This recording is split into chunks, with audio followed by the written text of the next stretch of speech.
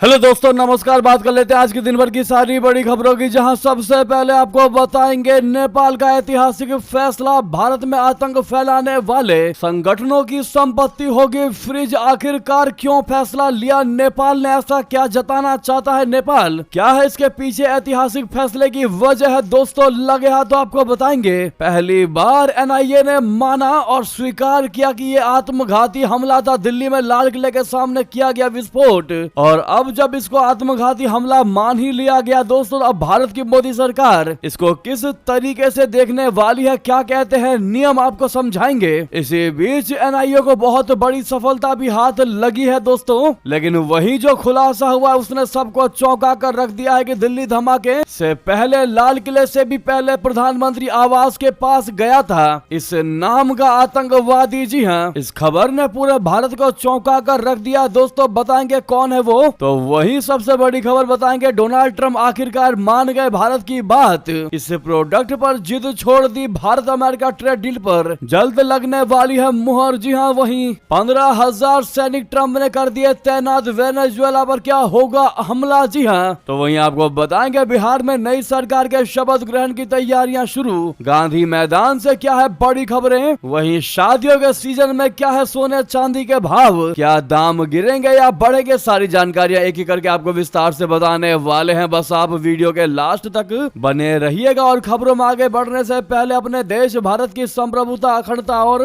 भारत की लगातार बढ़ती ताकत का दिल से समर्थन करते हैं तो वीडियो को लाइक करके इस चैनल को सब्सक्राइब करके बेल आइकन दबा के कमेंट में जय हिंद अवश्य कह दीजिएगा। अब बात कर लेते हैं पहली सबसे बड़ी जानकारी की, जहां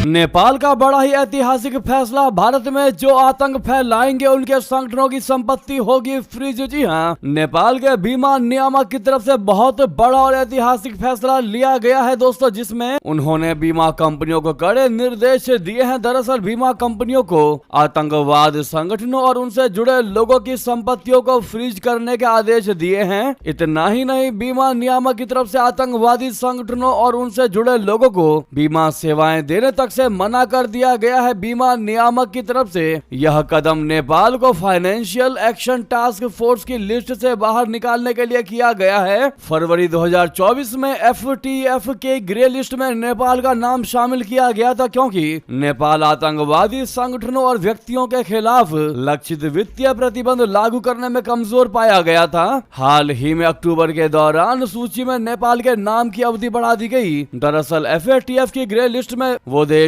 शामिल होते हैं जो मनी लॉन्ड्रिंग, आतंकवाद, वित्त पोषण और हथियारों के प्रसार को रोकने से जुड़े ढांचागत सुधारों पर एफएटीएफ के साथ मिलकर काम कर रहे होते हैं। हालांकि इन देशों के लिए एफएटीएफ अतिरिक्त सतर्कता लागू करने का निर्देश नहीं देता है। भारत में आतंकवादी हमले करने के जिन भी आतंकवादी संगठन या ग्रुप पर आरोप लगेंगे दोस्तों, बीमा नियामक उन गठबंधन को, उन संगठनों को प्रतिबंधित करेगी। इन प्रतिबंधों के जरिए सुनिश्चित किया जाएगा कि नामित व्यक्ति अंतर्राष्ट्रीय शांति और सुरक्षा को खतरे में डालने, आतंकवाद को समर्थन देने या हथियारों के प्रसार के लिए वित्तीय सहायता जुटाने में सक्षम नहीं हो पाएंगे। वाकई में नेपाल के इस ऐतिहासिक फैसले पर आपकी क्या राय है दोस्तों? लगे हाथों आपको बता दे अहम जानकारी। आखिरकार एनआईए ने पहली बार मान ही लिया, स्वीकार कर ही लिया कि यह हमला आत्मघाती हमला था। दिल्ली में लाल किला के सामने 10 नवंबर को हुए आतंकी बम धमाके में राष्ट्रीय जांच एजेंसी एनआईए ने रविवार को इस मामले में अपने स्तर पर, अपने लेवल पर पहली और अहम गिरफ्तारी की है। गिरफ्तार किया गया आरोपी कश्मीर का है। यह सुसाइड बॉम्बर डॉक्टर उमर नबी का पुराना दोस्त और कश्मीर में उसी के इलाके का रहने वाला है। दावा किया गया कि इसी ने उमर के साथ दिल्ली में बम धमाका करने के लिए साजिश रची थी। यानी कि दोस्तों, दिल्ली ब्लास्ट में आत्मघाती हमलावर के साथ आतंकी साजिश रचने वाला आमिर राशिद भी गिरफ्तार कर लिया गया है। ये बहुत बड़ी सफलता हाथ लगी है एनआईए को। एजेंसी ने उस शख्स को गिरफ्तार किया है जिसने आत्मघाती हमलावर के साथ मिलकर इस आतंकवादी साजिश को अंजाम दिया था। गिरफ्तार आरोपी का नाम आमिर राशिद अली है। धमाके में इस्तेमाल की गई कार उसी के नाम पर रजिस्टर्ड थी। एनआईए ने उसे दिल्ली से पकड़ा। धमाके की जांच पहले दिल्ली पुलिस कर रही थी, लेकिन बाद में केस एनआईए को सौंप दिया गया। केस अपने हाथ में लेने के बाद एनआईए ने बड़ी तलाशी अभियान शुरू कर दिया और उसी के दौरान आमिर गिरफ्त में आया। दोस्तों, जांच में ये भी सामने आया कि आमिर जम्मू कश्मीर के सांबूरा पंपोर का रहने वाला है। उसने पुलवामा के उमर उर्न नबी नाम के शख्स के साथ मिलकर यह हमला प्लान किया था। आमिर दिल्ली इसीलिए आया था ताकि उसे कार को खरीदने में मदद कर सके, जिसे बाद में धमाके के लिए आईईडी बम बनाने वाला उपकरण के तौर पर इस्तेमाल किया गया। खास बात यह है कि राष्ट्रीय जांच एजेंसी ने इस ब्लास्ट को पहली बार आत्मघाती हमला माना है। एनआईए ने अपने दिए गए स्टेटमेंट में यह माना है कि यह आत्मघाती हमला था, जिसमें एनआईए ने साफ साफ कह दिया है कि लाल किला इलाके में बम विस्फोट मामले में एनआईए ने आत्मघाती हमलावर के सहयोगी को गिरफ्तार किया है। इसमें भी चौंकाने वाली बात और चौंका देने वाला खुलासा यह हुआ है कि लाल किले से पहले पीएम आवास के पास गया था डॉक्टर उमर। जी हाँ दोस्तों, ये अलग रिपोर्ट निकलकर सामने आ रही है। लाल किले बम धमाके के आरोपी डॉक्टर मोहम्मद उमर नबी के मन में धमाके से 24 घंटे पहले तक क्या चल रहा था, इसका सुरक्षा एजेंसियों ने पता लगाया, मगर ये साफ है कि वो 9 नवंबर की रात 11:30 बजे से अगले दिन यानी कि 10 नवंबर को लाल किले के सामने बम धमाका करने तक वो लगातार घूमता रहा। वो कहीं भी नहीं रुका। जांच एजेंसियां ये जांच कर रही है कि वो बम धमाके करने की जगह ढूंढ रहा था या फिर कोई वीआईपी व्यक्ति ऐतिहासिक इमारत व भीड़ भाड़ वाले बाजार उसके निशाने पर थे। ये प्रधानमंत्री आवास के पास भी गया था, कर्तव्य पथ पर भी गया था, यानी वो पूरी दिल्ली में घूमता रहा। जी हाँ दोस्तों, वाकई में ये चौंका देने वाली जानकारी है। अब आगे देखते हैं दोस्तों, आत्मघाती हमलावर घोषित होने के बाद भारत की मोदी सरकार क्या बड़ा फैसला लेती है। उधर आपको बता दें, डोनाल्ड ट्रम्प आखिरकार मान ही गए भारत की बात। एग्रो प्रोडक्ट पर छोड़ दी जिद, भारत अमेरिका ट्रेड डील पर जल्द मुहर। जी हाँ दोस्तों, भारत अमेरिका ट्रेड डील कई दौर की चर्चाओं के बाद अब लगभग तैयार मानी जा रही है और नवंबर के अंत तक इसके औपचारिक ऐलान की उम्मीद है। सूत्रों के मुताबिक अमेरिका भारत पर लगाए गए पेनल्टी टैरिफ वापस लेने को तैयार है, जबकि भारत अमेरिकी कृषि उत्पादों के लिए अपने बाजार को आंशिक रूप से खोलेगा। दोस्तों, दोनों देशों ने हाल के महीनों में बड़ी व्यापारिक तनातनी को कम करने पर सहमति भी जताई है। खासकर रशिया से तेल खरीदने पर लगे शुल्क संबंधित विवाद सुलझने के बाद समझौते का रास्ता साफ हुआ है। अधिकारियों का कहना है कि पेनल्टी टैरिफ हटाना इस डील का अहम हिस्सा होगा। अमेरिका ने पहले भारतीय निर्यातों पर 50% तक टैरिफ लगाया था, जिसमें 25% हिस्सा रशिया से तेल खरीद से जुड़ा था। अक्टूबर में भारत की रशिया से आयात में गिरावट के बाद ये विवाद व्यवहारिक रूप से खत्म हो गया। इसी बीच अमेरिकी राष्ट्रपति डोनाल्ड ट्रम्प ने भी साफ साफ कह दिया है कि दोनों देश फेयर ट्रेड डील के करीब हैं, जो ऊर्जा, व्यापार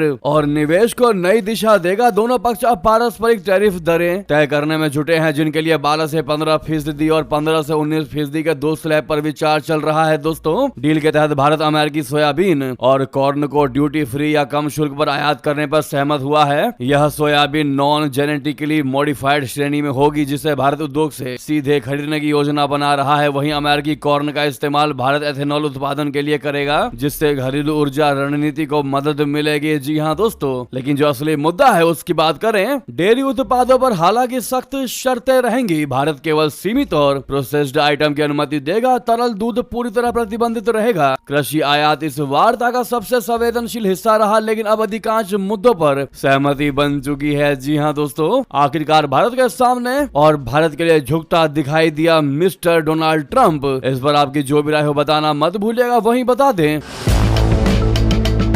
डोनाल्ड ट्रंप ने तैनात कर दिए 15,000 सैनिक। वेनेजुएला पर कभी भी हो सकता है हमला। जी हां दोस्तों, साउथ अमेरिकी देश वेनेजुएला से अमेरिकी राष्ट्रपति डोनाल्ड ट्रंप के टकराव की खबरें शुरू से ही आती रही हैं। इसी बीच ट्रंप ने संकेत दे दिया है कि उन्होंने इस हफ्ते कई हाई लेवल की ब्रीफिंग और क्षेत्र में अमेरिका के बढ़ते शक्ति प्रदर्शन के बाद अब वेनेजुएला में कार्रवाई का मन बना लिया है। CNN ने सूत्रों के हवाले से जानकारी दी है। बताया है कि अधिकारियों ने इस हफ्ते ट्रंप को वेनेजुएला में सैन्य अभियानों के विकल्पों के बारे में जानकारी दी है, जिसका मकसद निकोलस मादुरो को सत्ता से हटाना होगा। CNN के मुताबिक अमेरिकी सेना ने पेंटागन की तरफ से नाम दिए गए ऑपरेशन सदर्न स्पीयर अभियान के तहत 1 दर्जन से ज्यादा युद्धपोतों और 15,000 सैनिकों के कैरेबियन क्षेत्र में तैनात कर दिया है। वो हमला करने के लिए आखिरी आदेश का इंतजार कर रहे हैं। ट्रंप ने शुक्रवार को संकेत दिया था कि वो प्रवासियों और नशीली दवाओं के फ्लो को कम करने के अपने प्रयासों और सत्ता परिवर्तन की संभावना के करीब पहुंच रहे हैं। डोनाल्ड ट्रंप ने एयरफोर्स वन में पत्रकारों से बात करते हुए कहा कि मैंने अपना मन बना लिया है, मैं आपको ये नहीं बता सकता कि ये क्या होगा, लेकिन मैंने कुछ हद तक मन बना लिया है। CNN के मुताबिक रक्षा सचिव पीट हेगसेथ और जॉइंट चीफ्स ऑफ स्टाफ के अध्यक्ष जनरल डैन केन सहित एक छोटे अधिकारियों के समूह ने बुधवार को राष्ट्रपति को वेनेजुएला पर हमला करने को लेकर जानकारी दी है। अमेरिकी अधिकारी के मुताबिक विदेश मंत्री मार्को रूबियो और अन्य टॉप अधिकारियों ने गुरुवार को सिचुएशन रूम में डोनाल्ड ट्रंप से मुलाकात की थी। CNN के मुताबिक इन बैठकों में वेनेजुएला के सैन्य ठिकानों, सरकारी प्रतिष्ठानों और ड्रग तस्करी मार्गों पर एयर स्ट्राइक से लेकर सीधे राष्ट्रपति निकोलस मादुरो को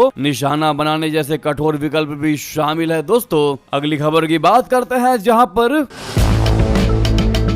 शेख हसीना पर ICT का होना है फैसला। आज प्रदर्शनकारियों पर फायरिंग तक के दे दिए गए आदेश। देखते ही गोली मार दो जैसा दिया गया है दोस्तों आदेश। शेख हसीना पर फैसले से पहले ढाका में बढ़ी टेंशन, आर्मी अलर्ट पर। जी हां, बांग्लादेश की राजधानी ढाका में सोमवार का दिन हंगामेदार रहने वाला है, यानी आज का दिन बड़ा ही हलचल पैदा करने वाला है, क्योंकि पूर्व प्रधानमंत्री शेख हसीना के खिलाफ चल रहे मामले में आज बड़ा फैसला आने वाला है। फैसले से पहले ढाका में माहौल भारी, सड़कों पर सन्नाटा, सुरक्षा एजेंसियों में खलबली और सेना तक अलर्ट पर है। कई इलाकों में कच्चे बम फटने की घटनाएं सामने आई हैं, जिससे दहशत और ज्यादा बढ़ गई है। रविवार को ढाका में कई जगहों पर क्रूड बम विस्फोट हुए। हालांकि किसी की मौत नहीं हुई, लेकिन धमाकों ने यह बता दिया कि हालात किसी भी वक्त बिगड़ सकते हैं। कहा तो यह भी जा रहा है कि मोहम्मद यूनुस सरकार की मंत्री रिजवाना हसन के घर के बाहर भी विस्फोट हुआ है। सुरक्षा एजेंसियां मान रही हैं कि फैसला आते ही हालात हिंसक हो सकते हैं, खासकर क्योंकि हसीना के समर्थक और उनके विरोधी दोनों ही आशंकाओं में जी रहे हैं। पुलिस ने उपद्रवियों को देखते ही गोली तक मार देने के आदेश दे दिए हैं। आज जो है बांग्लादेश इंटरनेशनल क्राइम्स ट्राइब्यूनल हसीना, पूर्व गृह मंत्री असदुज्जमान खान कमाल और तत्कालीन IGP चौधरी अब्दुल्ला अल मामून पर लगे 5 गंभीर आरोपों पर फैसला देगा।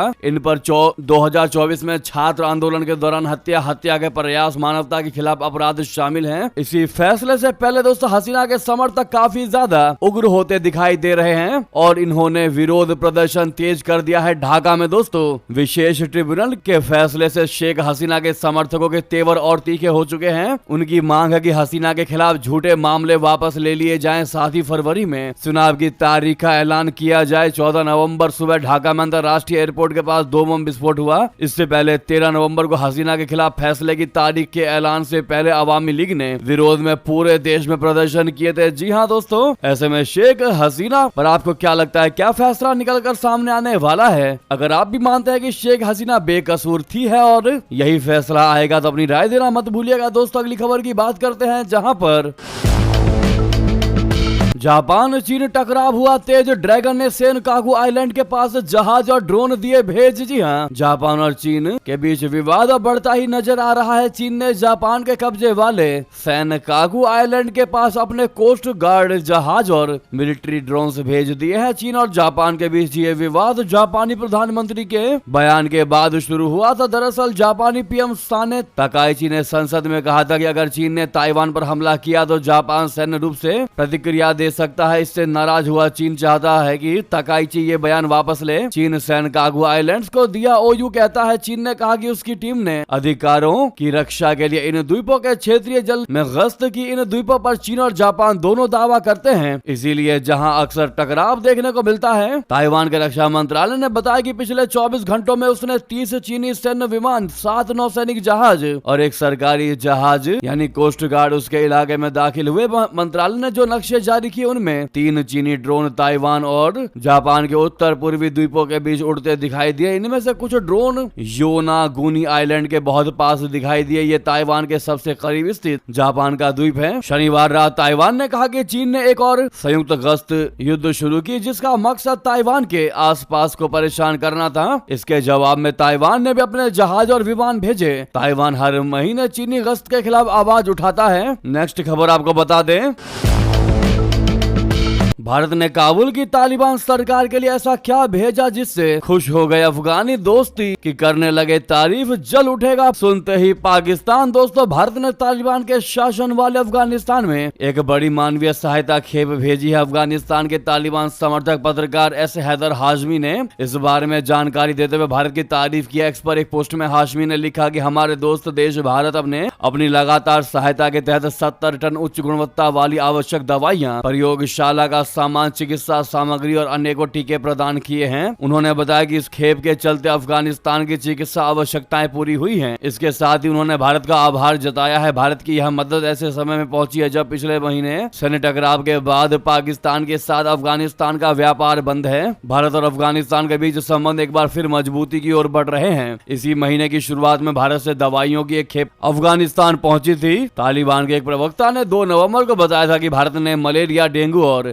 लिशनेनिसियासिस जैसी वेक्टर जनित बीमारियों से निपटने के लिए अफगानिस्तान को 16 टन से ज्यादा दवाइयां पहुंचाई हैं। वहीं बता दें, नेपाल में आ गई चुनाव की तारीख। 20 जनवरी को नामांकन, 5 मार्च को मतदान, अधिसूचना हुआ जारी। जी हां, नेपाल के चुनाव आयोग ने मार्च में होने वाले संसदीय चुनाव का कार्यक्रम रविवार को जारी कर दिया। निर्वाचन आयोग द्वारा जारी एक नोटिस के मुताबिक उम्मीदवारों को प्रतिनिधि सभा के चुनाव के लिए 20 जनवरी 2026 को सुबह 10 बजे से शाम 6 बजे तक नामांकन दाखिल करना होगा। उम्मीदवारों की सूची उसी दिन शाम 5 बजे के बाद प्रकाशित की जाएगी। किसी भी उम्मीदवार के विरुद्ध आपत्ति दर्ज कराने का समय 21 जनवरी को सुबह 10 बजे से 3 बजे तक निर्धारित है। अगले दिन उम्मीदवारों की सत्यापित सूची प्रकाशित की जाएगी। नेक्स्ट खबर की बात करते हैं, जहां पर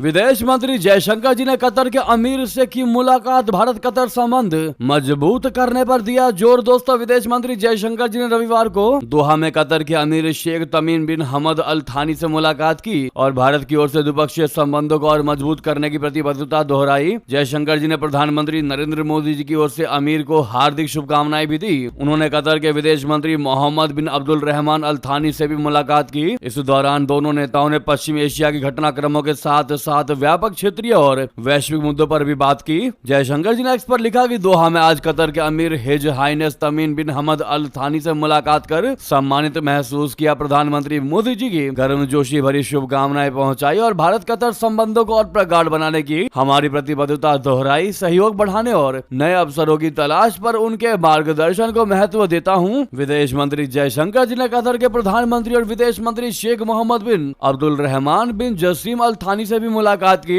दोनों नेताओं ने ऊर्जा, व्यापार, निवेश और लोगों के बीच संबंधों सहित रणनीतिक साझेदारी से जुड़े प्रमुख मुद्दों पर चर्चा भी की। नेक्स्ट खबर बता दें, यूक्रेनी सेना ने एक बार फिर रूसी S-400 मिसाइल सिस्टम को नष्ट करने का दावा किया है। यूक्रेनी सिक्योरिटी सर्विस SBO ने दावा किया है कि उसके ड्रोनों ने 14 नवंबर की सुबह रशिया के नोवोरोसिस्क पर हमले के दौरान 4 S-400 ट्रायम्फ लॉन्चर और 2 रडार सिस्टम को नष्ट कर दिया है। इसे रशिया के लिए बहुत बड़ा झटका माना जा रहा है। S-400 को दुनिया का सबसे शक्तिशाली एयर डिफेंस सिस्टम माना जाता है। इससे पहले भी यूक्रेन ने कई मौकों पर S-400 मिसाइल सिस्टम को नष्ट करने का दावा किया है। S-400 मिसाइल सिस्टम का इस्तेमाल रूस के अलावा चीन, तुर्की और भारत भी करते हैं। कीव पोस्ट ने SBO के सूत्रों के हवाले से जानकारी दी है और बताया कि सैटेलाइट तस्वीरों से पुष्टि होती है कि SBO ने S-400 Triumph anti aircraft missile system के 4 लॉन्चर सक्सेसफुली नष्ट कर दिए। ये air defence system Cuban red banner regiment की एक मिलिट्री यूनिट के कंपाउंड में स्थित था। वाकई में इस खबर ने दोस्तों व्लादिमीर पुतिन को बहुत बड़ा झटका दे दिया। इतना ही नहीं, खबर ये भी है कि यूक्रेन रशिया कैदियों के अदला बदली की तैयारियां कर रहे हैं। घर लौट सकते हैं 1200 यूक्रेनी सैनिक। जी हाँ, यूक्रेन के राष्ट्रपति वोलोदिमीर जेलेंस्की ने रविवार को कहा है कि उनकी सरकार रशिया के साथ कैदियों के आदान प्रदान को फिर शुरू करने की कोशिश कर रही है। इसका मकसद ये है कि लगभग 1200 यूक्रेनी सैनिकों को घर लाना है। जेलेंस्की ने बताया कि इस पर कई बैठकर बातचीत चल रही है और अलग अलग माध्यमों से संपर्क बनाए जा रहे हैं। अगली खबर की बात करते हैं, जहां पर बिहार विधानसभा चुनाव में एनडीए की प्रचंड जीत के बाद अब नई सरकार बनाने की तैयारियां तेज कर दी गई हैं। रविवार को बैठकों का दौर जारी रहा। निर्वाचन आयोग की तरफ से राज्यपाल आरिफ मोहम्मद खान को सभी 243 विधायकों की लिस्ट सौंप दी गई। वहीं अब सोमवार यानी आज मुख्यमंत्री नीतीश कुमार ने कैबिनेट की बैठक बुलाई है। सीएम नीतीश कुमार ने सोमवार सुबह 11:30 बजे कैबिनेट बैठक बुलाई है, जिसमें मंत्रिमंडल भंग करने के फैसले पर मुहर लगेगी। वहीं कैबिनेट की मीटिंग के तुरंत बाद नीतीश कुमार राजभवन जाएंगे और राज्यपाल को अपना इस्तीफा सौंप रहे होंगे। इसके बाद नई सरकार के गठन की प्रक्रिया शुरू हो जाएगी। दोस्तों, बिहार सरकार के मंत्रिमंडल सचिवालय विभाग की ओर से एक पत्र जारी किया गया है। नीतीश सरकार के विशेष सचिव अरविंद कुमार वर्मा द्वारा जारी पत्र में कहा गया है कि निर्देशानुसार पटना के मुख्य सचिवालय स्थित मंत्रिमंडल कक्ष में सोमवार यानी 17 नवंबर को सुबह 11:30 बजे से मंत्री परिषद की बैठकें होंगी। वहीं इससे पहले पटना के डीएम ने 4 दिनों के लिए पटना के गांधी मैदान को बंद करने का आदेश जारी कर दिया। उन्होंने कहा कि गांधी मैदान में लोगों के प्रवेश पर 17 नवंबर से 20 नवंबर तक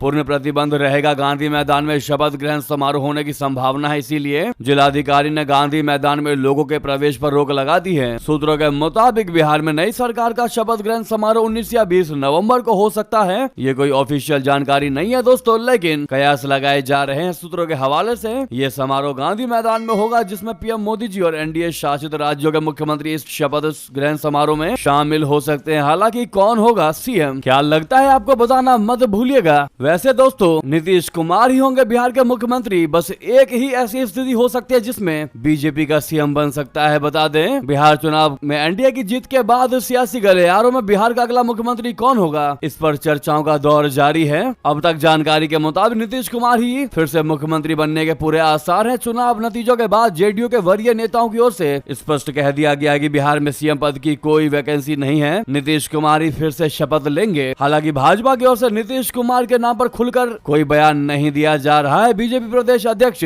दिलीप जायसवाल ने इसका फैसला केंद्रीय नेतृत्व पर छोड़ा है और कहा है कि विधायक दल की बैठक के बाद सब साफ हो जाएगा। इससे सीएम पद पर थोड़ा संशय बना हुआ है। भाजपा नेताओं के मुताबिक पहले एनडीए में शामिल सभी 5 दल भाजपा, जेडीयू, लोजपा, आरएलएम के विधायकों की बैठकें होगी। उसमें सभी पार्टियां अपने अपने विधायक दल के नेताओं को चुनेंगी। उसके बाद एनडीए की बैठक बुलाई जाएगी। उसमें सभी 5 दलों के नेता विधायक मिलकर गठबंधन के नेता यानी मुख्यमंत्री का चयन करेंगे। ऐसे में वो कौन सी स्थिति है जिसमें भाजपा का सीएम बन सकता है, तो आपको बता दें, रिपोर्ट्स में एनडीए के सूत्रों के हवाले से बताया गया है कि सिर्फ एक ही स्थिति में भाजपा पहली बार बिहार में अपना मुख्यमंत्री बना सकती है, अगर खुद नीतीश कुमार कहें। नीतीश कुमार खुद से पहल करते हैं तो भाजपा ही अपना सीएम बना सकता है। ऐसे में अब सब कुछ उनकी इच्छा और फैसले पर निर्भर करता है। जी हाँ दोस्तों, इसी बीच चौंका देने वाली खबर आपको बता दें, राहुल गांधी के जीजा रॉबर्ट वाड्रा की बहुत बड़ी मांग, कहा बिहार चुनाव दोबारा करवाए जाएं। चुनाव आयोग की वजह से जीती है बीजेपी। जी हां, नेता विपक्ष राहुल गांधी के जीजा रॉबर्ट वाड्रा ने बहुत बड़ी मांग कर डाली। वाड्रा ने बिहार में हुए चुनाव को दोबारा कराने की मांग कर दी। उन्होंने बिहार चुनाव को लेकर चुनाव आयोग को घेरा है। उन्होंने कहा कि बिहार की जनता चुनाव परिणामों से खुश नहीं है। जो भी नतीजे आए हैं वो चुनाव आयोग के कारण हुआ है। चुनाव आयोग की मदद से ही ऐसे परिणाम आए हैं। इन रिजल्ट से कोई भी सहमत नहीं है। वाड्रा ने दावा किया कि दोबारा से चुनाव हुए तो रिजल्ट जरूर पलटेगा। इसके लिए राहुल गांधी से सभी युवा जुड़ेंगे और लोकतंत्र के लिए आंदोलन करेंगे। देश को बदलाव चाहिए। जो भी गलती ये सरकार कर रही है वो आज के युवा को पसंद नहीं, इसके लिए हम लड़ेंगे। जी हाँ दोस्तों, यानी कि सरासर आरोप लगा दिया है रॉबर्ट वाड्रा ने चुनाव आयोग पर और बिहार चुनाव को एक बार फिर से करवाने की मांग कर डाली है। इस पर आपकी क्या राय है दोस्तों, बताना मत भूलिएगा। रॉबर्ट वाड्रा के इस बयान का आप क्या जवाब देना चाहेंगे, जरूर लिखकर बताइएगा दोस्तों। इसी बीच ये थी की सारी बड़ी खबरें। आपको खबर कैसी लगी कमेंट में लिखते हुए वीडियो को लाइक करके चैनल को सब्सक्राइब करके बेल आइकन दबा के कमेंट में जय हिंद कह दीजिएगा। मिलता अगली बड़ी खबर में। बहुत बहुत धन्यवाद, बहुत बहुत आभार। जय हिंद, जय भारत।